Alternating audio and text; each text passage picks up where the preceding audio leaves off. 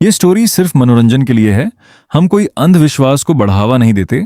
Story name काली हवेली का अंतिम मेहमान, राइटर बाय कृष्णा.एस। अर्जुन सीढ़ियां चढ़ने लगा।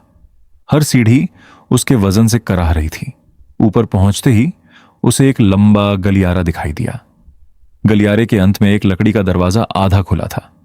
अंदर से धीमी रोशनी आ रही थी। अर्जुन ने कांपते हाथों से दरवाजा खोला। कमरे में एक पुराना झूला अपने आप हिल रहा था। झूले पर कोई नहीं था, लेकिन झूले के नीचे मिट्टी पर छोटे छोटे गीले पैरों के निशान बने हुए थे। वे निशान धीरे धीरे उसकी तरफ आने लगे, जैसे कोई अदृश्य बच्चा उसकी ओर चल रहा हो। अर्जुन पीछे हट गया। तभी उसके कान के बिल्कुल पास किसी ने फुसफुसाकर कहा, तुम बहुत देर से आए। वह चीखते हुए पलटा, लेकिन वहां फिर कोई नहीं था। उसी क्षण कमरे का दरवाजा जोर से बंद हो गया। टॉर्च बुझ गई। कमरा पूरी तरह अंधेरे में डूब गया। अर्जुन ने जेब से मोबाइल निकाला।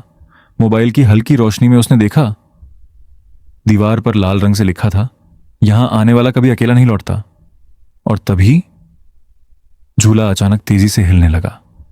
चिं चिं चिं, कमरे में किसी बच्ची की हंसी गूंज उठी। अर्जुन ने रोशनी झूले की ओर की। इस बार झूला खाली नहीं था। उस पर लगभग 8 साल की एक लड़की बैठी थी। उसका चेहरा झुका हुआ था। धीरे धीरे उसने अपना सिर उठाया।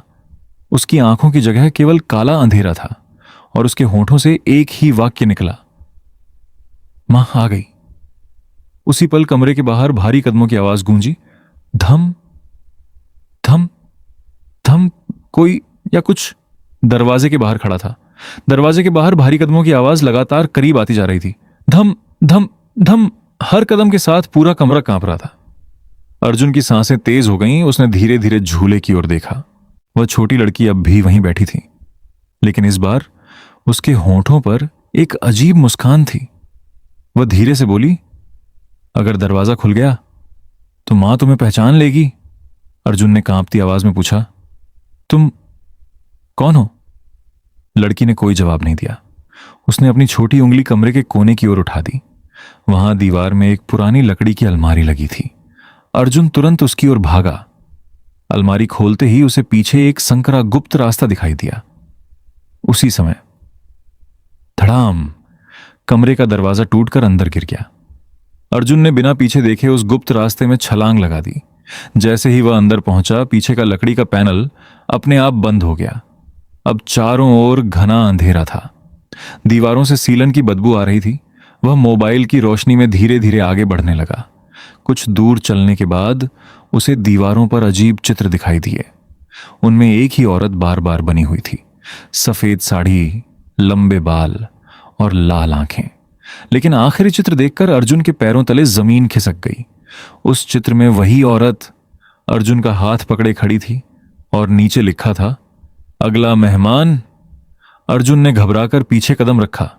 तभी उसके मोबाइल की स्क्रीन अपने आप जल उठी। उस पर कोई वीडियो चल रहा था।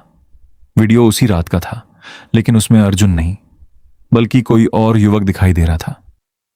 वह भी इसी सुरंग में भाग रहा था। कुछ सेकंड बाद पीछे से एक काला साया आया और उसे अंधेरे में घसीट ले गया। वीडियो यहीं खत्म हो गया। अर्जुन के हाथ कांपने लगे। अचानक उसे एहसास हुआ, वीडियो अभी रिकॉर्ड नहीं था। यह तो कई साल पुराना लग रहा था। यदि आपको यह कहानी पसंद आई हो और आप इसका अगला भाग देखना चाहते हैं, तो कृपया इस वीडियो को लाइक करें, चैनल को सब्सक्राइब करें और बेल आइकन को अवश्य दबाएं, ताकि आने वाली हर नई कहानी आप तक सबसे पहले पहुंच सके। हमारा वीडियो देखने के लिए आपका हृदय से धन्यवाद।